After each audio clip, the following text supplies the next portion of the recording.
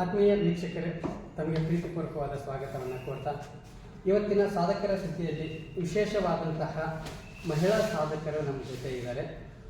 ಜೀವಿ ಅನ್ನುವಂಥ ಕಾವ್ಯನಾಮದಿಂದ ಅವರು ತಮ್ಮ ಸಾಹಿತ್ಯ ಬರವಣಿಗೆಯನ್ನು ಪ್ರಾರಂಭ ಮಾಡಿ ಮಹಿಳಾ ಸಾಹಿತ್ಯ ಕ್ಷೇತ್ರದಲ್ಲಿ ಉನ್ನತ ಸಾಧನೆಯನ್ನು ಮಾಡಿರುವಂಥವ್ರು.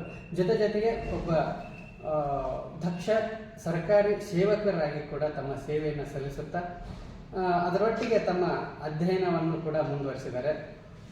ಇತ್ತೀಚೆಗೆ ಕನ್ನಡ ವಿಶ್ವವಿದ್ಯಾನಿಲಯದಿಂದ ಡಾಕ್ಟರೇಟ್ ಪದವಿಯನ್ನು ಕೂಡ ಪಡೆದಿದ್ದಾರೆ. ಅವರ ಒಂದು ಮಹಾಪ್ರಬಂಧಕ್ಕೆ ಡಾಕ್ಟರೇಟ್ ಪದವಿ ಕೂಡ ಸಿಕ್ಕಿರುವಂಥದ್ದು. ಅವರ ಹೆಸರು ಡಾಕ್ಟರ್ ವಿಜಯಲಕ್ಷ್ಮಿ. ಕೃಷಿ ಮಾರಾಟ ಇಲಾಖೆ ಕರ್ನಾಟಕ ಸರ್ಕಾರದಲ್ಲಿ ಸೇವೆಯನ್ನು ಸಲ್ಲಿಸುತ್ತಾ ಇವತ್ತು ನಮ್ಮ ಸಾಧಕರ ಸುದ್ದಿ ಚಾನೆಲಲ್ಲಿ ಆಸೀನರಾಗಿದ್ದಾರೆ. ವಿದ್ಯಾರ್ಥಿ ದಶೆಯಿಂದಲೇ ಸಾಹಿತ್ಯದ ಆಸಕ್ತಿಯನ್ನು ಬೆಳೆಸಿಕೊಂಡು ಕಥೆ ಕವನಗಳನ್ನು ರಚಿಸುತ್ತಾ ಬಂದಿದ್ದಾರೆ. ಅವರ ಒಲವ ಸಿರಿ ಹೊತ್ತಿಗೆಗೆ ಕನ್ನಡ ಸಾಹಿತ್ಯ ಪರಿಷತ್ತಿನ ದತ್ತಿನಿಧಿ ಪ್ರಶಸ್ತಿ ಕೂಡ ಸಂದಿರುವಂಥದ್ದು. ಹಾಗೆಯೇ ಹಲವಾರು ಸಂಘ ಸಂಸ್ಥೆಗಳು ಅವರಿಗೆ ಪ್ರಶಸ್ತಿ ಸನ್ಮಾನವನ್ನು ಗೌರವವನ್ನು ನೀಡಿದ್ದಾರೆ. ಹಾಗೆಯೇ ಇತ್ತೀಚೆಗೆ ನಡೆದಂತಹ ಮಂಡ್ಯ ಮಹಿಳಾ ಲೇಖಕಿಯರ ಸಂಘದ ವತಿಯಿಂದ ಮಂಡ್ಯದಲ್ಲಿ ನಡೆದಂತಹ ಮಹಿಳಾ ಸಾಹಿತ್ಯ ಸಮ್ಮೇಳನದಲ್ಲಿ ಅವರು ಭಾಗವಹಿಸಿದ್ದಾರೆ. ಇವತ್ತಿನ ದಿನ ಅವರ ಸಾಧನೆಯ ದಾರಿ ಹೇಗಿತ್ತು, ಅವರ ವಿದ್ಯಾರ್ಥಿ ಜೀವನ ಹೇಗಿತ್ತು, ಅವರು ಇಲ್ಲಿವರೆಗೂ ನಡೆದು ಬಂದಂತಹ ಸಾಧನೆಯ ಪಥವನ್ನು ನಾವೆಲ್ಲರೂ ತಿಳಿದುಕೊಳ್ಳೋಣ. ಮೇಡಮ್, ತಮಗೆ ಸಾಧಕರ ಸುದ್ದಿ ಚಾನೆಲ್ಗೆ ಪ್ರೀತಿಪೂರ್ವಕವಾದ ಸ್ವಾಗತವನ್ನು ಕೋರ್ತಾ ಇದ್ದೀನಿ. ನಮಸ್ಕಾರ. ಈಗ ಒಬ್ಬ ಯಶಸ್ವಿಯಾದಂತಹ ಸರ್ಕಾರಿ ಸೇವಕರಾಗಿ ಕೆಲಸವನ್ನು ನಿರ್ವಹಿಸ್ತಾ ಇದ್ದಾರೆ. ತಮಗೆ ಮನೆಯಲ್ಲಿ ಓದೋದಕ್ಕೆ ಯಾವ ರೀತಿಯಾದಂತಹ ಸಹಕಾರ ಇತ್ತು? ಆಗಿನ ಸ್ಥಿತಿ ಹೇಗಿತ್ತು? ಎಲ್ರಿಗೂ ನಮಸ್ಕಾರ. ನಾನು ಡಾಕ್ಟರ್ ವಿಜಯಲಕ್ಷ್ಮಿ ನುಗ್ಗೇಹಳ್ಳಿ. ಸಾಹಿತ್ಯಿಕವಾಗಿ ವಿಜಯಲಕ್ಷ್ಮಿ ನುಗ್ಗೇಹಳ್ಳಿ ಅಂತ ಹಾಕ್ಕೊಂಡಿದ್ದೀನಿ. ಮತ್ತು ಜೀವಿ ಅನ್ನೋ ಕಾವ್ಯನಾಮದಲ್ಲಿ ನಾನು ಸಾಹಿತ್ಯ ಕೃಷಿ ಮಾಡ್ತೀನಿ. ಆದರೆ ಆಡಳಿತಾತ್ಮಕವಾಗಿ ನನ್ನ ಹೆಸರು ಡಾಕ್ಟರ್ ವಿಜಯಲಕ್ಷ್ಮಿ ಪ್ರಸ್ತುತ. ನನ್ನ ಮೂಲತಃ ಹಾಸನ ಜಿಲ್ಲೆ ಚಂದ್ರಾಯಪಟ್ಟಣ ತಾಲೂಕು, ನುಗ್ಗೇಹಳ್ಳಿ ನಮ್ಮೂರು, ಹೊಯ್ಸಳರ ಕಾಲದ ಊರು. ವಿಜಯ ಸೋಮನಾಥಪುರ ಅಂತ ಮೂಲ ಹೆಸರದು. ಹೊಯ್ಸಳರ ಕಾಲದಲ್ಲಿ ಕಟ್ಟಿದಂಥ 2 ದೇವಾಲಯಗಳಿದ್ದಾವೆ. ಸೂರ್ಯ ಸದಾಶಿವ ದೇವಸ್ಥಾನ ಮತ್ತು ಶ್ರೀ ಲಕ್ಷ್ಮೀ ನರಸಿಂಹಸ್ವಾಮಿ ಟೆಂಪಲ್ಲು ತುಂಬ ಫೇಮಸ್ ಆಗಿದ್ದಾವೆ. ಅಂಥ ಊರಲ್ಲಿ ಹುಟ್ಟಿದವಳು. ನನ್ನ ಊರು ನುಗ್ಗೇಹಳ್ಳಿಗೆ ಅಟ್ಯಾಚ್ ಊರು. ಗೋಸನಾಯಕನ ಕೊಪ್ಪಳು ಅಂತ ಪುಟ್ಟ ಹಳ್ಳಿ ಅದು. ನುಗ್ಗೇಹಳ್ಳಿಯಿಂದ 1 ಕಿಲೋಮೀಟ್ರು ಒಂದು ಮಧ್ಯ ಹಿರೇಕೆರೆ ಅಂತ ಒಂದು ಕೆರೆ ಅಡ್ಡ ಆಗಿದೆ. ಆದರೆ ನುಗ್ಗೇಹಳ್ಳಿ ಉತ್ತರ ಬಡಾವಣೆ. ಹಾಗಾಗಿ ನಾನು ನುಗ್ಗೇಹಳ್ಳಿ ಅಂತಲೇ ನನ್ನನ್ನು ನಾನು ಪರಿಚಯಿಸ್ಕೊಳ್ತೀನಿ. ಯಾಕೆ ವಿಜಯಲಕ್ಷ್ಮಿ ನುಗ್ಗೇಹಳ್ಳಿ ಸಾಹಿತ್ಯಿಕವಾಗಿ ಅದೇ ಹೆಸರಿಟ್ಕೊಂಡೆ ಅಂದರೆ, ನಮ್ಮೂರಲ್ಲಿ ನಾನು ಯಾವ ಹೆಸರು ಹೇಳಿದ್ರೆ ವಿಜಯಲಕ್ಷ್ಮಿ ನುಗ್ಗೇಹಳ್ಳಿ ಅಂತ ಇದ್ದಂಗೆ ನುಗ್ಗೇಹಳ್ಳಿ ಪಂಕಜ ಅನ್ನೋರ ಸಾಹಿತಿಯವರ ಹೆಸರನ್ನ ಎಲ್ಲರೂ ಕೇಳ್ತಾರೆ. ಅವ್ರು ಗೊತ್ತಾ ಅಂತ ಕೇಳ್ತಾರೆ. ಆವಾಗ ನಂಗೆ ತುಂಬಾ ಖುಷಿ ಆಗುತ್ತೆ. ಏಕೆಂದರೆ ಮಲೆಯ ಮಾರುತ, ಸಿಪಾಯಿ ರಾಮು, ಗಗನ ಇಂಥ ಸಿನಿಮಾಗಳಿಗೆಲ್ಲ ಕಾದಂಬರಿಗಳನ್ನು ಕೊಟ್ಟಂಥ ಕಾದಂಬರಿಗಾರ್ತಿ, ಹಾಸ್ಯ ಲೇಖಕಿ ನುಗ್ಗೇಹಳ್ಳಿ ಪಂಕಜ ಅಮ್ಮನವರು. ಹಾಗಾಗಿ ನಾನು ಅವ್ರ ಹೆಸರಿಂದನೇ ನುಗ್ಗೇಹಳ್ಳಿ, ವಿಜಯಲಕ್ಷ್ಮಿ ನುಗ್ಗೇಹಳ್ಳಿ ಅಂತ ಗುರುತಿಸಲ್ಪಟ್ಟರೆ ಅವ್ರ ಹೆಸರನ್ನು ಮತ್ತೆ ನೆನಪಿಗೆ ಬರೋದ್ರಿಂದ ನನಗೆ ತುಂಬಾ ಖುಷಿಯಾಗುತ್ತೆ. ಆ ಕಾರಣಕ್ಕೆ ನಾನು ವಿಜಯಲಕ್ಷ್ಮಿ ನುಗ್ಗೇಹಳ್ಳಿ ಅಂತಲೇ ಇಟ್ಕೊಂಡೆ. ಮತ್ತು ಜೀವಿ ಅಂದರೆ, ನನಗೆ ಚಿಕ್ಕವಳಿದ್ದಾಗ ನನ್ನ ಗೆಳತಿ ಒಬ್ಬಳು ಯಶೋಧ, ನನ್ನ ಜೊತೆನೇ ಒಡನಾಡಿನ ಹುಡುಗಿ. ಅವಳು ನನ್ನನ್ನು ಎಲ್ಲರೂ ವಿಜು ಅಂತ ಹಿಂಗೆಲ್ಲ ಕರೀತಿದ್ರೆ, ಅವಳು ನನ್ನನ್ನು ಉಲ್ಟಾ ಕರೆಯೋಳು. ವಿಜಿ ಅಂತ ಮನೇಲಿ ಕರೆಯೋರಲ್ಲ. ನನ್ನ ಪೂರ್ಣ ಹೆಸರು ವಿಜಯಲಕ್ಷ್ಮಿ ಆಗಿದ್ದರೆ ಅವಳು ಉಲ್ಟಾ ಜೀವಿ ಅಂತ ಕರೀತಿದ್ಲು. ಜೀವಿ ಅಂತ. ಅದಕ್ಕೆ ಆ ಹೆಸರು ಭಾಳ ಮೀನಿಂಗ್ಫುಲ್ ಆಗಿತ್ತು. ನಾವೆಲ್ಲ ಜೀವ ಇರ್ತಕ್ಕಂಥ ಜೀವಿಗಳಾಗಿರೋದ್ರಿಂದ ಸ್ನೇಹದ ಜೊತೆ ಇದ್ದಾಗ ಸ್ನೇಹಜೀವಿ, ಪ್ರೇಮದ ಜೊತೆ ಮಿಳಿತವಾದಾಗ ಪ್ರೇಮಜೀವಿ, ಶ್ರಮಜೀವಿ ಆದಾಗ ಶ್ರಮಜೀವಿ, ಹೀಗೆ ಕಾಯಕ ಜೀವಿ, ಈ ಥರ ಏನೇನು ಕ್ರಿಯೆಗಳ ಇದ್ದ ಸಂದರ್ಭಗಳಲ್ಲೆಲ್ಲ ಅದು ಜೀವಿಗೆ ವಿಶೇಷಣವಾಗಿ ಪ್ರಯೋಗ ಆಗೋದ್ರಿಂದ ನಾವು ಮೂಲತಃ ಜೀವ ಇರತಕ್ಕಂಥ ವ್ಯಕ್ತಿಗಳಾಗಿರೋದ್ರಿಂದ ಜೀವಿ ಅನ್ನೋದೇ ಸಮಂಜಸವಾಗಿದೆ ಅಂದ್ಬಿಟ್ಟು ಜೀವಿ ಅನ್ನೋ ಕಾವ್ಯನಾಮನೆ ಮುಂದುವರಿಸ್ತಿದ್ದೀನಿ. ಅಂದರೆ ನಾನು ಚಿಕ್ಕವಳಿದ್ದಾಗ, ಅಂದರೆ ನಮ್ಮ ಮನೆ ಒಂಥರ ಅವಿಭಕ್ತ ಕುಟುಂಬ, ದೊಡ್ಡ ಕುಟುಂಬದ ಹಳ್ಳಿ ಮನೆ, ಸಗಣಿ ನೆಲದ ಮನೆ, ಅಂಥ ಮನೆಯ ವಾತಾವರಣದಲ್ಲಿ ಬೆಳೆದವಳು ನಾನು.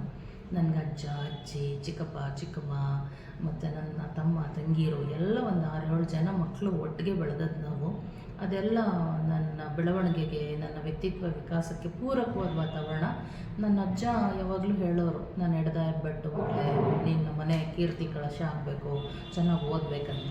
ನಾನು ಒಂದು 4ನೇ ತರಗತಿಯಲ್ಲಿದ್ದಾಗ ನಾನು ಪುಸ್ತಕಗಳೆಲ್ಲ ಬರೆದು ಕೊಟ್ಟಿದ್ದೆ. ಅಂದರೆ ಜಾಮಿಟ್ರಿ ಬಾಕ್ಸ್ 1, 2 ಗೆರೆ ಪುಟದ್ದು 1 ನೋಟ್ಬುಕ್ಕು 5, ಆಮೇಲೆ 3 ಗೆರೆ ಕಾಪಿ ರೈಟಿಂಗ್ ಪುಸ್ತಕ ಅಂತೆಲ್ಲ ಕನ್ನಡದಲ್ಲಿ ಬರೆದು ಕಳಿಸಿದ್ದೆ ಪುಸ್ತಕದ ಅಂಗಡಿಗೆ. ಅಲ್ಲಿ ನಮ್ಮ ನುಗ್ಗೇಹಳ್ಳಿಲಿ CG ರಾಮೇಗೌಡರು ಅಂತ ಈಗ ದಿವಂಗತರಾಗಿದ್ದಾರೆ ಸರ್ ಅವರು ಪುಸ್ತಕದ ಅಂಗಡಿ ಇಟ್ಕೊಂಡಿದ್ದಾಗ ನಮ್ಮ ತಾತ ಅವ್ರ ಹತ್ರ ಬುಕ್ಕನ್ನ ಅದು ಶೀಟ್ನ ತಗೊಂಡೋಗಿ ಕೊಡ್ತಾರೆ ಈ ಪುಸ್ತಕಗಳೆಲ್ಲ. ನನ್ನ ಸಾಧನೆಯ ಮೊಳಕೆ ಹೊಡೆದದ್ದು ಅಲ್ಲಿಂದನೇ ಅಂತ ಅನ್ನಿಸ್ತದೆ. ಏಕೆಂದರೆ ನಮ್ಮ ತಾತ ನನಗೆ ಕಾಪಿ ರೈಟಿಂಗ್ ಪುಸ್ತಕಗಳು, ನೋಟ್ಬುಕ್ಗಳನ್ನೆಲ್ಲ ನಾನು ಒಂದು ಪೆನ್ಸಿಲಲ್ಲಿ ಬರ್ಕೊಟ್ಟು ಕಳಿಸಿದ್ದೆ. ಅದನ್ನು ನೋಡಿಬಿಟ್ಟು ಅವರು ಯಾರಯ್ಯ ಬರೆದಿರೋದು ಇದನ್ನು ಅಂತ ಕೇಳ್ತಾರೆ. ಯಾರು ಗೌಡ್ರೆ ಇಷ್ಟು ಚೆನ್ನಾಗಿ ಬರೆದಿರೋದು ಅಕ್ಷರನ ಅಂತ. ಅದಕ್ಕೆ ನನ್ನ ಮೊಮ್ಮಗಳು ಸ್ವಾಮಿ ಅಂತ ಹೇಳ್ತಾರೆ. ಅದಕ್ಕೆ ಇಷ್ಟು ಮುದ್ದಾಗಿ ಬರೆದೈತಲ್ರಿ, ಎಷ್ಟನೇ ಕ್ಲಾಸು ಅಂತ ಕೇಳ್ತಾರೆ. ಅದಕ್ಕೆ 4ನೇ ಕ್ಲಾಸು ಸ್ವಾಮಿ, ಇಲ್ಲೇ ದಾಸಾಪುರ ಅಂದ್ಬಿಟ್ಟು ನಮ್ಮೂರ ಪಕ್ಕ 1 ಕಿಲೋಮೀಟ್ರ್ ದೂರದಲ್ಲಿ ಫುಲ್ ಇಡೀ ಊರೇ ಕ್ರೈಸ್ತ ಬಾಂಧವರು ಇರ್ತಕ್ಕಂಥ ಒಂದು ಊರು. ಆ ಊರಲ್ಲಿ ನಾನು ಪ್ರಾಥಮಿಕ ಶಾಲಾ ಶಿಕ್ಷಣನ ಪಡ್ಕೊಂಡಿದ್ದೀನಿ. ಆ ಶಾಲೆಯಲ್ಲಿ ಕಲಿಸಿದ ಪ್ರತಿಫಲನೆ ಅತ್ಯುತ್ತಮವಾದ ಬರಹ, ಎಳವೆಯಲ್ಲಿ ಕಲಿತದ್ದು ಕೊನೆ ತನಕ ಉಳಿಯುತ್ತೆ ಅಂತಾರಲ್ಲ, ಹಾಗೆ ಈ ಕ್ಷಣದಲ್ಲೂ ನನ್ನ ಹಸ್ತಾಕ್ಷರ ನೋಡಿದವರೆಲ್ಲ ಎಷ್ಟು ಮುದ್ದಾಗಿ ಬರೀತೀರಿ ಅಂತಾರೆ. ಆಗಲೇ ನನ್ನನ್ನು ಫಸ್ಟು ಗುರುತಿಸಿದ ವ್ಯಕ್ತಿತ್ವ ಅವರು. ಹಾಗಾಗಿ ನಾನು ಯಾವಾಗಲೂ ಅವ್ರನ್ನ ಕೃತಜ್ಞತೆಯಿಂದ ಸ್ಮರಿಸ್ತೇನೆ.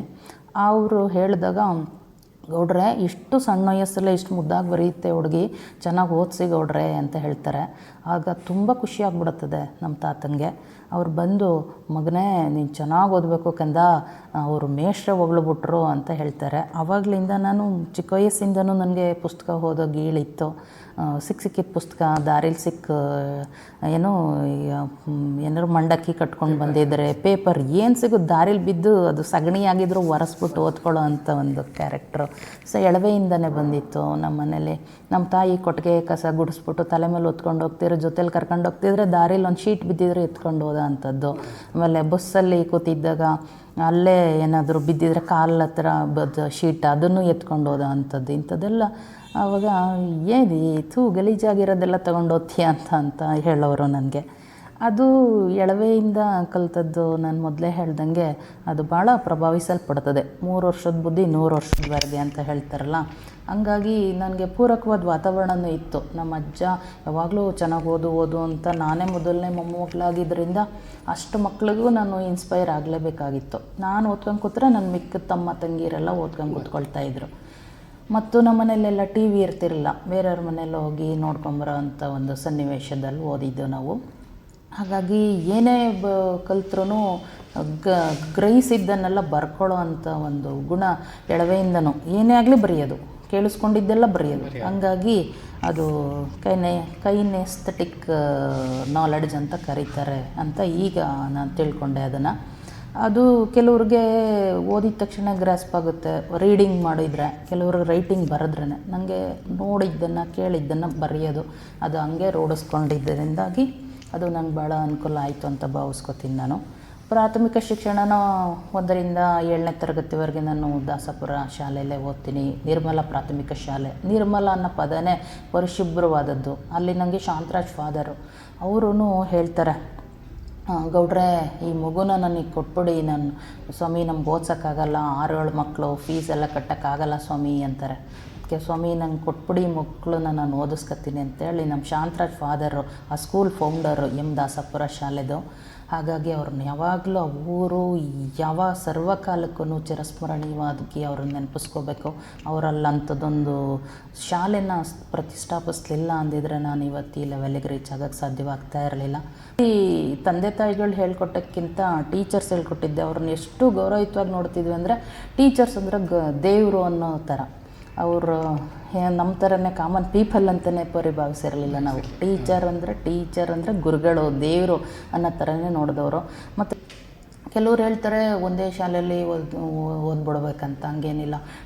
ಡಿಫ್ರೆಂಟ್ ಶಾಲೆಯಲ್ಲಿ ಓದಿದ್ರೂ ನಾಲೆಡ್ಜು, ವೆರೈಟೀಸ್ ಆಫ್ ಟೀಚರ್ಸು, ಅವ್ರ ನಾಲೆಡ್ಜ್ಗಳೆಲ್ಲ ನಮಗೆ ನಾಲೆಡ್ಜ್ ಇನ್ಕ್ರೀಸ್ ಆಗೋಕ್ಕೆ ಭಾಳ ಹೆಲ್ಪ್ ಮಾಡ್ತದೆ. ಮತ್ತು ತಮ್ಮ ಹೈಸ್ಕೂಲು ಮತ್ತು ಇದು PUC ಶಿಕ್ಷಣ, ಡಿಗ್ರಿ ಆ ಥರ ಯಾವ ಥರ ಇತ್ತು? ಅವಾಗ ಅದಾದ ಯಾರು 7ನೇ ತರಗತಿನ ಮುಗಿಸಿದ ನಂತರ ನಾನು 8ನೇ ತರಗತಿಗೆ ಸೆಂಟ್ ಜೋಸೆಫ್ ಚಿತ್ರದುರ್ಗದಲ್ಲಿ ಓದಕ್ಕೆ ಹೋಗ್ತೀನಿ. ನಾನು ಅಲ್ಲೂ ಕೂಡ ಒಳ್ಳೊಳ್ಳೆ ಟೀಚರ್ಸ್ ಸಿಗ್ತಾರೆ, ಒಳ್ಳೊಳ್ಳೆ ಫ್ರೆಂಡ್ಸ್ಗಳು ಸಿಗ್ತಾರೆ. ನನ್ನ ಜೀವನದಲ್ಲಿ ಮರೆಯಲಾಗದ ಒಂದು ತಿರುವು ಆ ಶಾಲೆಯಲ್ಲಿ ಸಿಗುತ್ತೆ ನನಗೆ. ಅಲ್ಲಿ NCC, ಸ್ಕೌಟ್ಸು, ಗೈಡ್ಸು ಇಂಥದ್ದೆಲ್ಲ ಇಂಟ್ರೊಡ್ಯೂಸ್ ಆಗುತ್ತೆ. ನನಗೆ NCCಗೆ ಸೇರಬೇಕು, ಕಾಕಿ ಬಟ್ಟೆ ಧರಿಸ್ಬೇಕು ಅನ್ನೋದು ತುಂಬಾ ಆಸಕ್ತಿ ಇರುತ್ತೆ. ಆದರೆ ಒಂದೇ ಒಂದು ಸ್ವಲ್ಪ ಹೈಟ್ ವ್ಯತ್ಯಾಸದಿಂದ ನಂಗೆ ಸಿಗೋಲ್ಲ. ಆಗ ಗೈಡ್ಸಿಗೆ ಸೇರ್ಕೊತೀನಿ.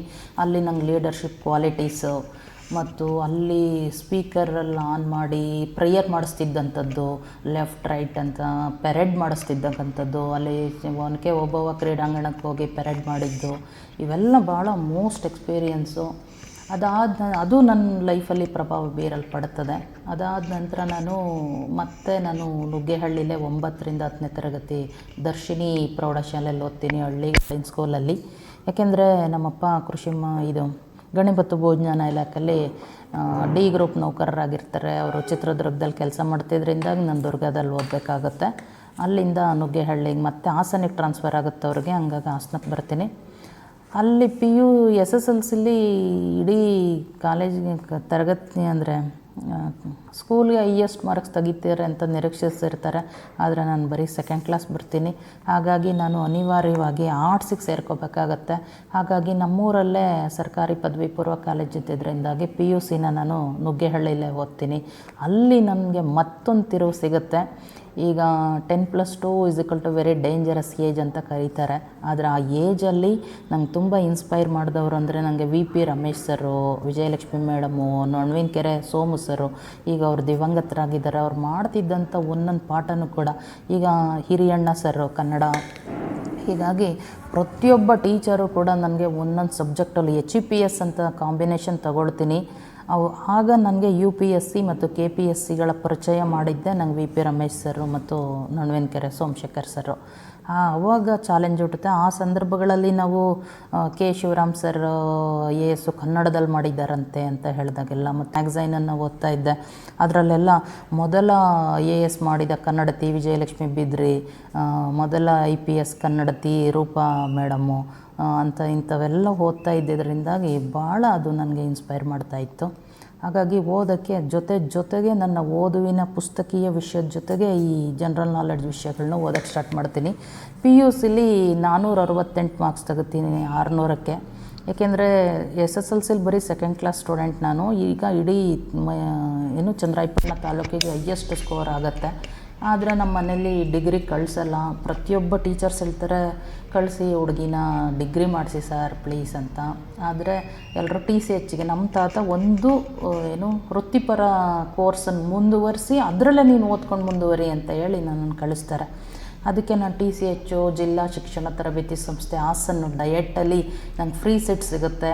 ಹಾಗಾಗಿ ಅಲ್ಲಿ OBC ಹಾಸ್ಟೆಲಲ್ಲಿ ಓದ್ಕೊಳ್ತಾ ನಾನು ಓದನ್ನು ಮುಂದುವರಿಸ್ಕೊಳ್ತೀನಿ. ಅಲ್ಲೂ ಡಿಸ್ಟಿಂಕ್ಷನ್ಸಲ್ಲಿ ಪಾಸ್ ಮಾಡ್ಕೊಳ್ತೀನಿ ಫಸ್ಟ್ ಇಯರ್ ಸೆಕೆಂಡ್ ಇಯರನ್ನು. ಅದಾದ ನಂತರ ನಾನು ಹಾಸನ ದೇವಿಕೆ ಕಾಲೇಜಲ್ಲಿ first year degree second year degree ಅಲ್ಲೂ ವಂಡರ್ಫುಲ್ ಟೀಚರ್ಸ್ ಸಿಗ್ತಾರೆ ನನಗೆ. ಮಲ್ಲೇಶ್ ಗೌಡ್ರು ಸರು, ವಿಜಯಲಕ್ಷ್ಮಿ ಮೇಡಮ್ ಅವರು, ಕವಿತಾ ಮೇಡಮ್ ಎಕನಾಮಿಕ್ಸು, ಪ್ರಕಾಶ್ ಸರು, ಇಂಥವರೆಲ್ಲ ಸಿಕ್ಕಿ ಮತ್ತೆ ಇನ್ಸ್ಪೈರು. ನಮಗೆ ಪುಷ್ಪಲತಾ ಮೇಡಮ್ಮು. ಈಗಲೂ ನಾನು ಪ್ರತಿಯೊಬ್ಬ ಟೀಚರ್ಸ್ನ ಈಗ ಪ್ರಸ್ತುತದವರೆಗೂ ನನಗೆ ಯಾರ್ಯಾರು ಇನ್ಸ್ಪೈರ್ ಮಾಡಿದ್ದಾರೋ ಅವರೆಲ್ಲರನ್ನೂ ಸಂಪರ್ಕ ಮಾಡೋಕ್ಕೆ ಯತ್ನ ಮಾಡ್ಕೊಂಡು ಅವ್ರ ಎಲ್ಲರ ನಂಬರು ನಾನು ಇಟ್ಕೊಂಡಿದ್ದೀನಿ. ಮತ್ತು ಸೆಪ್ಟೆಂಬರ್ 5ರಂದು ಅವ್ರಿಗೆ ಎಲ್ರಿಗೂ ನಾನು ವಿಶ್ ಮಾಡ್ತೇನೆ. ಅದೇ ಮೇಡಮ್, ತಾವು ಒಂದು ಪೇಪರ್ ಸಿಕ್ಕರು ಓದ್ತೀನಿ ಅನ್ನುವಂಥದ್ದು ಪಗು ಹಳಕಟ್ಟಿಯವರು, ನಾವು ವಚನಶಾಸ್ತ್ರ ಪಿತಾಮಹ ಅಂತ ಕರಿತೀವಿ, ಅವರು ಕೂಡ ಒಂದು ಬಸ್ಸಲ್ಲಿ ಒಂದು ಹಾಳಿ ಬಿದ್ದಿದ್ದಕ್ಕೆ ಅವರು ವಚನಶಾಸ್ತ್ರದ ಅದ್ರ ಬಗ್ಗೆ ಅಧ್ಯಯನ ಮಾಡಿ ಅದ್ಭುತವಾದಂಥ ವಚನಗಳನ್ನು ಕನ್ನಡಕ್ಕೆ ತರ್ಜುಮೆ ಮಾಡ್ತಾರೆ. ಸೊ ಅದೇ ರೀತಿಯಾಗಿ ತಮ್ಮ ಓದು ಹಾಗೇ ಇತ್ತು ಅಂತ ನಾವು ಭಾವಿಸ್ತೀವಿ. ಮೇಡಮ್, ಇದು ನೀವು PUC ಅವರಿಗೆ ಡಿಗ್ರಿ ಈ ಥರ ಓದ್ಕೊಂಡ್ರಿ ನಂತರ ಈಗ ತಮ್ಮ ವೃತ್ತಿ ಜೀವನ ಹೇಗೆ ಪ್ರಾರಂಭ ಆಯಿತು ಮೇಡಮ್? ನಾನು ಮೊದಲು ಪ್ರೈಮರಿ ಶಾಲೆ ಟೀಚರ್ ಆಗಿರ್ತೀನಿ. ನಾನು 2 ವರ್ಷ ಡಿಗ್ರಿನ AVK ಕಾಲೇಜಲ್ಲಿ ಮುಗಿಸಿದ್ರಿಂದಾಗಿ 3ನೇ ವರ್ಷಕ್ಕೆ ಬಂದಿರ್ತೀನಿ ಡಿಗ್ರಿ ಮುಗಿಸೋಕ್ಕೆ. ಅಷ್ಟರಲ್ಲಿ ಸರ್ಕಾರದಿಂದ ಕಾಲಾಗುತ್ತೆ TCHಗೆ. ಅಂದರೆ ಟೀಚರ್ಗೆ ಅಪಾಯಿಂಟ್ಮೆಂಟಿಗೆ ನಾನು entrance exam first CET batch ನಾವು ಹಾಸನ ಜಿಲ್ಲೆ ಇಂದ ದಾಟ್ಕೊಂಡು ನಾನು ಮೈಸೂರು ಜಿಲ್ಲೆ HD ಕೋಟೆ ಅತಿ ಹಿಂದುಳಿದ ತಾಲೂಕಿನ ಒಂದು ಪುಟ್ಟ ಗ್ರಾಮದಲ್ಲಿ ನಾನು ಟೀಚರ್ ಆಗ್ತೀನಿ. ಗಾಂಧಿನಗರ ಅಂತ ಒಂದು ಪುಟ್ಟಹಳ್ಳಿ, ಅದನ್ನು ಪಡುವಕೋಟೆ ಅಂತಲೂ ಕರೀತಾರೆ, HD ಕೋಟೆ ತಾಲೂಕಿಂದು. ಆಗ ನಮ್ಗೆ ಆರ್ಡ್ರು ಇಶ್ಯೂ ಮಾಡಿದ್ದು ಒಂದು ಸಂಜೆ 6:30. ಆಗ ಅಲ್ಲಿ ಕೆಂಚಮಾರಯ್ಯ ಅಂತ ಒಬ್ಬರು BEO ಇರ್ತಾರೆ. ಅವ್ರು ಹೇಳ್ತಾರೆ, ನೋಡಿ HD ಕೋಟೆ ಇಡೀ ಭಾಳ ಹಿಂದುಳಿದ ತಾಲೂಕು, ನಾನು ಸಂಜೆ ಹೊತ್ತಲ್ಲಿ ನಿಮಗೆ ಆರ್ಡ್ರ್ ಕೊಡ್ತಿದ್ದೀನಿ ಕತ್ತಲಲ್ಲಿ, ಆ ಊರಿನ ಮಂದಿ ಕತ್ತಲಲ್ಲಿದ್ದಾರೆ, ನೀವು ಜ್ಞಾನ ಅನ್ನೋ ಬೆಳಕನ್ನು, ನೀವು ಜ್ಞಾನದ ಹಣತೆಯನ್ನು ಹಚ್ಚಿ ಆ ಊರಿಗೆ ಬೆಳಕನ್ನು ನೀಡೋ ಅಂಥ ಕೆಲಸನ ತಾವು ಮಾಡಬೇಕು. ಮತ್ತು ಹಳ್ಳಿಗಾಡಿನ ಮಂದಿಗಳು ಕಟ್ಟ ಕಾಫಿ ಕೊಡ್ತಾರೆ, ಚಾಯ್ ಕೊಡ್ತಾರೆ, ಪ್ರೀತಿಯಿಂದ ಕೊಟ್ಟಿದ್ದನ್ನು ಪ್ರೀತಿಯಿಂದ ಸ್ವೀಕಾರ ಮಾಡಿ ಅಂತ ಎಲ್ಲ ಹೇಳ್ತಾರೆ, ಗೈಡ್ ಮಾಡ್ತಾರೆ ನಮಗೆ. ಆದರೆ ಉದ್ಯೋಗ ಸಿಕ್ಕಿದ್ದು ಹೊಸದು, ಒಂಥರ ಮುಗ್ಧವಾಗಿದ್ವಿ, ಆಗ್ತಾನೆ ಓದ್ಕೊಂಡಿದ್ದವ್ರು ಆಗ್ತಾನೆ ಟೀಚರಾಗಿ ದುಡಿಯೋ ಅಂಥ ಕೆಲಸ ಸಿಕ್ಕೋದ್ರಿಂದ ಮಕ್ಕಳನ್ನ ನಾನು ದೇವರು ಅಂತಲೇ ಪರಿಭಾವಿಸಿರ್ತೀನಿ. ತುಂಬ ಚೆನ್ನಾಗೂ ಟೀಚ್ ಮಾಡ್ತಾ ಇರ್ತೀನಿ. ಮತ್ತು ನಾನು ಓದು ಗುರಿ ಇತ್ತಲ್ಲ, KPSC ಮಾಡಬೇಕು, UPSC ಅಂತ. ಆಮೇಲೆ SI ಆಗಬೇಕು ಅಂತ ತುಂಬ ಕನಸಿತ್ತು. ಅದು ಎಂಟ್ರೆನ್ಸ್ ಎಕ್ಸಾಮ್ ಬರೆಯೋಕ್ಕೆ ಅಂತ ಟ್ರೈ ಮಾಡ್ತೀನಿ. ಆವಾಗ ನನಗೆ ಥ್ರೂ ದಿ ಡಿಪಾರ್ಟ್ಮೆಂಟ್ ಅಪ್ಲೈ ಮಾಡಬೇಕಾಗಿದ್ದರಿಂದ ಆಗಿನ BEO ಅವರು ಸಂದರ್ಭಕ್ಕೆ ಸರಿಯಾಗಿ ಅಪ್ಲಿಕೇಶನ್ ಹಾಕೋ ಸಂದರ್ಭಕ್ಕೆ ಸಿಗದೇ ಇದ್ದಿದ್ದರಿಂದಾಗಿ ನನಗದು ಮಿಸ್ ಆಗೋದು ತುಂಬ ಡಿಸಪಾಯಿಂಟ್ ಆಗಿಬಿಡುತ್ತೆ. ಆವಾಗ ನಾನು ಪುಸ್ತಕಗಳಲ್ಲಿಟ್ಟು ಟ್ರೈನಿಂಗ್ ಎಲ್ಲ ಅಟೆಂಡ್ ಮಾಡ್ತೀನಿ, ಏನೇನು ತರಬೇತಿ ಕೊಡ್ತಾರೆ ಎಲ್ಲ ತರಬೇತಿಗೂ ಹಾಜರಾಗ್ತೀನಿ. ಅದು ಕೂಡ ನಂಗೆ ಭಾಳ ಹೆಲ್ಪ್ ಆಗುತ್ತೆ. ಆಮೇಲೆ ನಾನು ಪುಸ್ತಕಗಳನ್ನೆಲ್ಲ ಇಟ್ಟಿರ್ತೀನಿ ಮನೇಲಿ. ಆಗ ನನ್ನ ಕೊಲಿಗೆ ಹೇಳ್ತಾರೆ, ಆ ಪುಸ್ತಕಗಳೆಲ್ಲ ಮನೆಯಲ್ಲಿರೋ ಗೆದ್ಲು ಎಲ್ಲ ತಿಂದ್ಬಿಟ್ಟಿರ್ತದೆ. ನನ್ನ ಅಜ್ಜಿ ನನ್ನ ಜೊತೆಗೆ ಯಾವಾಗಲೂ ಇರ್ತಾಯಿದ್ರು. ಇದೇನು ಗೆದ್ಲು ತಿಂದಿದ್ದೆ ಅಂದ ತಕ್ಷಣ ಅದಕ್ಕೆ ನಾನೇನು ಮಾಡ್ತೀನಿ, ಒಂದು ಕಬ್ಬಿಣದ ಅಲ್ಮೇರ ತೊಗೊಂಡು ನನ್ನ ಪುಸ್ತಕಗಳನ್ನೆಲ್ಲ ಅಲ್ಮೇರದಲ್ಲಿ ಜೋಡಿಸಿಡ್ತೀನಿ. ಅಂದರೆ ಪುಸ್ತಕ ನಂದು ಒಂದು ಪೇಜೂ ಅಳ್ಳಾಡಬಾರ್ದು, ಅಷ್ಟು ನೀಟಾಗಿ ಸೇಫಾಗಿ ಇಟ್ಕೊಂಡು ಓದಂಥವಳು ನಾನು. ಅದಾದ ನಂತರ ನಾನು ಡಿಸಪಾಯಿಂಟ್ ಆಗಿರುತ್ತಲ್ಲ, KSI ಇದು ಸಿಕ್ಕಲಿಲ್ವಲ್ಲ ಅಂದಾಗ, ಅದಾದ ಸಂದರ್ಭದಲ್ಲಿ ನಾನು KES ಮಾಡೋಣ, ಡಿಗ್ರಿ ಮುಗಿಸಿ BEd ಮಾಡಿಕೊಂಡು ಅಂತ ಆಸೆ ಪಡ್ತೀನಿ. ಆದರೆ 2 ವರ್ಷ ಸರ್ವಿಸ್ ಆಗಿರಬೇಕು ಅಂತ ಹೇಳ್ತಾರೆ. ಅದಕ್ಕೆ ನಾನೇನು ಮಾಡ್ತೀನಿ, ಆ ಸಮಯನ ಉಳಿತಾಯ ಮಾಡೋಕ್ಕೋಸ್ಕರ MAಗೆ ಜಾಯ್ನ್ ಆಗ್ತೀನಿ, correspondence, KSYU Karnataka state open university Mysuru ಸೇರ್ಕೊಂಡು ನಂತರ ಅಲ್ಲಿ ಫಸ್ಟ್ ಇಯರ್ ಡಿಗ್ರಿನಲ್ಲಿ MAನಲ್ಲಿ ಇರ್ತೀನಿ. ಆವಾಗ ನನಗೆ KS ಕಾಲ್ ಆಗುತ್ತೆ, ಅಪ್ಲೈ ಮಾಡ್ಕೊತೀನಿ. ನಾನು ಸೆಲೆಕ್ಟ್ ಆಗಿರೋದು ನನಗೆ ಗೊತ್ತಾಗೋಲ್ಲ. ಅದು ಒಬ್ಬ ಧನಂಜಯ ಅಂತ ಒಂದು ಹುಡುಗ ನನಗೆ ಹೇಳಿರ್ತೀನಿ, ಅವ್ನು BEd ಮಾಡ್ತಾ ಇರ್ತಾನೆ ಮೈಸೂರಲ್ಲಿ. ಅವನಿಗೆ ಹೇಳ್ತೀನಿ, ನೋಡಪ್ಪ ಇದೊಂದು ನಂಬರು 460 ಇದು ನನ್ನದು ಅಲ್ಲ, 460 ನನ್ನ ರಿಜಿಸ್ಟರ್ ನಂಬರು. ಆವಾಗ ಅವನು ಗಾಡ್ ಪ್ರಾಮಿಸ್ ಮೇಡಮ್ ನೀವು ಸೆಲೆಕ್ಟ್ ಆಗಿದ್ದೀರಿ ಅಂತ ಬಂದು ಹೇಳ್ತಾನೆ, ಇಂಟರ್ನೆಟ್ಟಲ್ಲಿ ನೋಡಿ ಅಂತ. ಆಗ ನಾನು ಆಶ್ಚರ್ಯಪಡ್ತೀನಿ. 460 ನನ್ನ ರಿಜಿಸ್ಟರ್ ನಂಬರು. ಅದು ಹೋಗಿ ಹುಣಸೂರಲ್ಲಿ ಒಂದು ಕಲ್ಪತರು ಇನ್ಸ್ಟಿಟ್ಯೂಟ್ ಇದೆ, ಅಲ್ಲಿ ಹೋಗಿ ನಂದು ನಂಬರ್ನ ಸರ್ಚ್ ಮಾಡಿದಾಗ ನನ್ನ ನಂಬರು ಬ್ಲಿಂಕ್ ಆಗ್ತಿರುತ್ತೆ, ಅಂದರೆ ನಾನು ಪ್ರಿಲಿಮ್ಸ್ ಪಾಸ್ ಆಗಿದ್ದೀನಿ ಅಂತ. ಮತ್ತು ನನ್ನ ಪುಸ್ತಕಗಳು, ಇಂಥ ಮ್ಯಾಗ್ಝೈನ್ಸು ಮತ್ತು ಇಯರ್ ಬುಕ್ಸ್ಗಳು ಇವೆಲ್ಲವನ್ನೂ ನಾನು ಶೇಖರಿಸಿಟ್ಕೊಂಡಿರ್ತಿದ್ದೆ. ಅದೆಲ್ಲ ಒಂದು ಆಪ್ಟಾನಿಕ TV ಡಬ್ಬ ತುಂಬ ಇಟ್ಟಿದ್ದೆ. ಅವೆಲ್ಲನೂ ತಗೊಂಡು ಬಂದು ಮತ್ತೆ ಸೀರಿಯಸ್ ಸ್ಟಡಿ ಮಾಡ್ಕೋತೀನಿ. ಯಾಕೆಂದರೆ ಮೇಯ್ನ್ಸ್ ಎಕ್ಸಾಮ್ಗೆ essay ರೈಟಿಂಗ್ ಕ್ವಶನ್ ಆನ್ಸರ್ಸ್ ಮಾಡಬೇಕಾಗಿರುತ್ತೆ. ಆ ಕಾರಣಕ್ಕೆ ಅವನ್ನೆಲ್ಲ ಓದೋಕ್ಕೆ ಸ್ಟಾರ್ಟ್ ಮಾಡ್ಕೊಳ್ತೀನಿ. ಸೆಲ್ಫ್ ಸ್ಟಡಿನೇ, ಯಾಕೆಂದರೆ ನಾನು ಇದ್ದಿದ್ದು ಕುಗ್ರಾಮದಲ್ಲಿ ಮತ್ತು ಶಾಲೆಗಳಲ್ಲಿ ಇದ್ದಿದ್ದರಿಂದಾಗಿ ಅಲ್ಲಿಂದ ನಾನು ರಾಜೇಗೌಡನ ಹುಂಡಿಗೆ ಶಾಲೆಗೆ ಡೆಪ್ಟೇಷನ್ ಹೋಗ್ತೀನಿ. ಅಲ್ಲಿ ಅದು ಹುಣಸೂರು ಅಂದರೆ HD ಕೋಟೆ ತಾಲೂಕಿನ ಹಣ್ಣೂರು ಕ್ಲಸ್ಟರಿಗೆ ಸೇರ್ತಕ್ಕಂಥ ಊರು. ಅಲ್ಲಿ ಊರಿನ ಮಂದಿನೂ ಕೂಡ ನನ್ನ ಕುತೂಹಲ. ಮತ್ತು ಎಲೆ ಹುಂಡಿಯನ್ನು ಹಳ್ಳೀಲಿ ಕೆಲಸ ಮಾಡ್ತೀನಿ. ಯಾಕೆಂದರೆ ನಾನು ಹೋಗೋ ಹಾದಿ 1 ಕಿಲೋಮೀಟ್ರ್ ದೂರದಲ್ಲಿ ಸ್ಕೂಲ್ ಇರಬೇಕು. ನಾನು ನಡ್ಕೊಂಡು ಹೋದರೆ ಒಂದು ವ್ಯಾಯಾಮ ಆದಂಗೆ ಆಗಬೇಕು, ವಾಕ್ ಆಗಬೇಕು, ಸಮಯ ಉಳಿತಾಯ ಆಗಬೇಕು, ಶ್ರಮ ಉಳಿತಾಯ ಆಗಬೇಕು ಮತ್ತು ಆರೋಗ್ಯದ ಹಿತದೃಷ್ಟಿ. ಶ್ರಮ, ಸಮಯ, ಹಣ ಈ 3 ಉಳಿತಾಯ ಆಗಬೇಕು ಅನ್ನೋ ಕಾರಣ ನಾನು ಆ ಥರದ್ದು ಆಯ್ಕೆ ಮಾಡ್ಕೊಂಡು, ಎಲ್ಲರೂ ಹೇಳ್ತಾರೆ ನೀನು ಟೌನಲ್ಲಿ ಮನೆ ಮಾಡಬೇಕಿತ್ತಂತ. ನನಗೆ ಆ ಬಸ್ಸಲ್ಲಿ ಓಡಾಟ, ಅದಕ್ಕೆ ಹಣ ಶ್ರಮ ಎಲ್ಲ ವೆಚ್ಚ ಆಗೋದು ನಂಗೆ ಇಷ್ಟ ಇರೋಲ್ಲ. ಹಾಗಾಗಿ ಹಳ್ಳಿ ಜನರ ಜೊತೆ ಬದುಕಿದ್ರೆ ಹಳ್ಳಿ ಜನರ ಜೀವನನ ಹತ್ರದಿಂದ ನೋಡ್ದಂಗೆ ಆಗುತ್ತದೆ. ಅವರು ನಮಗೆ ಸಪೋರ್ಟಿವ್ ಆಗಿರ್ತಾರೆ ಅನ್ನೋ ಕಾರಣಕ್ಕೆ ನಾನು ಹಳ್ಳಿಲೇ ಜೀವಿಸೋಕ್ಕೆ ಇಷ್ಟಪಡ್ತೀನಿ. ನನ್ನ ಮಕ್ಕಳೂ ಕೂಡ ನನ್ನ ಜೊತೆನೇ ಸಖತ್ ಒಡನಾಡ್ತಿರ್ತಾರೆ. ನಾನು ಓದುವಾಗ ದಪ್ಪ ಪುಸ್ತಕ ಇಟ್ಕೊಂಡು ನೋಡಿ ಇಷ್ಟಿಷ್ಟಪ್ಪ ಬುಕ್ಕು ಹಿಂಗೆ ಓದ್ಬೇಕು ನೀವು ಅಂತ ಅವ್ರಿಗೆ ನಾನು ಓದೋದನ್ನು ಇನ್ಸ್ಪೈರ್ ಮಾಡ್ತಾಯಿದ್ದೆ. ಆ ಮಕ್ಳಿಗೆ ತುಂಬಾ ಖುಷಿ ಆಗ್ಬಿಡೋದು. ಹೌದು ಮೀಸ್ ಅಂತ ನನ್ನ ಜೊತೆ ಕರ್ಕೊಂಬರೋದು, ಬೆಳಗ್ಗೆ ಅವತ್ತು ಬಂದು ಒಂದು ಗುಲಾಬಿ ಹೂ ಹಿಡ್ಕೊಬಂದು ಮೀಸ್ ಅಂತ ಹಿಂಗೆ ಕೊಡ್ತಾ ಇದ್ದಿದ್ದು, ಅದೆಲ್ಲ ನಂಗೆ ಭಾಳ ವಂಡ್ರ್ಫುಲ್ ಮೂಮೆಂಟ್ ನನ್ನ ಲೈಫಲ್ಲಿ. ಭಾಳ ಖುಷಿಪಟ್ಟಿದ್ದೀನಿ, ಸಂಭ್ರಮ ಪಟ್ಟಿದ್ದೀನಿ. ಟೀಚಿಂಗ್ ಅನ್ನೋದೇ ಒಂದು ನೋಬೆಲ್ ಪ್ರೊಫೆಷನ್ನು. ಅದಾದ ನಂತರ ಅದರ ಟೀಚರ್ಸ್ಗಳಿಗೆ ನಡೆಸ್ಕೊಳ್ತಾ ಇರೋ ರೀತಿ ಮತ್ತು ಅವ್ರಿಗೆ ವರ್ಕ್ ಪ್ರೆಷರ್ಸ್ ಎಲ್ಲ ನೋಡಿ ಭಾಳ ಕಷ್ಟ ಅನ್ನಿಸ್ಬಿಡ್ತು ನನಗೆ. ಯಪ್ಪ ಇದರಿಂದ ನಾನು ಕಳಚ್ಕೊಂಡು ಬೇಗ ಬೇರೆ ಕಡೆ ಹೊರಡಲೇಬೇಕಂತ ಅನ್ನಿಸೋದು ನನಗೆ. ಹಾಗಾಗಿ ನಾನು ಓದನ್ನು ಮುಂದುವರಿಸ್ತಾ ಇದ್ನಲ್ಲ, ಹಾಗಾಗಿ KS ಎಕ್ಸಾಮು ಮೇಯ್ನ್ಸ್ ಬರೀತೀನಿ. ಅದು ಎಲ್ಲಿ ಅಂತ ಬೆಂಗಳೂರಲ್ಲಿ KPSC ಮತ್ತು RC ಕಾಲೇಜಲ್ಲಿ ನನಗೆ ಸೆಂಟ್ರು. ಅಲ್ಲಿ ಎಕ್ಸಾಮ್ ಮೇಯ್ನ್ಸ್ ಬರೀತೀನಿ. ನನಗೆ ಕುತೂಹಲ, ದಯವಿಚ್ಚೆ ನನಗೆ ಯೋಗ್ಯತೆ ಇದ್ದರೆ ನಾನು ಸೆಲೆಕ್ಟ್ ಆಗ್ತೀನಿ ಅಂತ ಅನ್ಕೋತಾ ಇರ್ತೀನಿ ಯಾವಾಗಲೂ.